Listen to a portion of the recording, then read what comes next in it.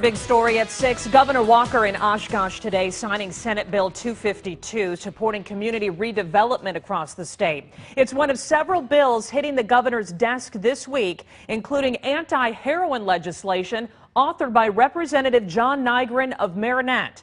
NBC 26's Deandra Corinthios is live in the newsroom tonight with more. Stacey, Governor Walker says he plans to tour the state along with Representative John Nygren and other lawmakers to not only sign the bills, but draw attention to the heroin problem in Wisconsin.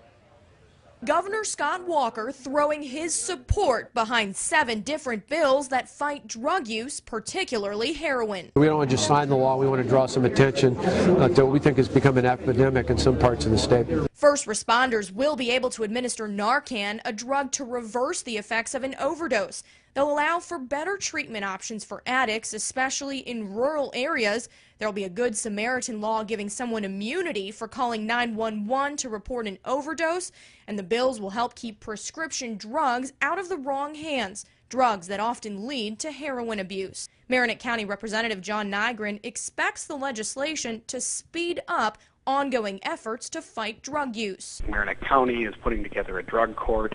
They do have plans to, look at treatment options in Marinette County. He says the legislation should give hope to friends and family of those who are struggling with addiction. We're heading in the right direction.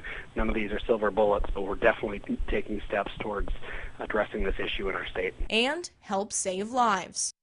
Now, Nygren, whose own daughter struggles with heroin addiction, says he expects some of the tools in this legislation to not only help fight heroin abuse, but also other drugs. Live in the Green Bay newsroom, Deandra Corinthios, NBC 26.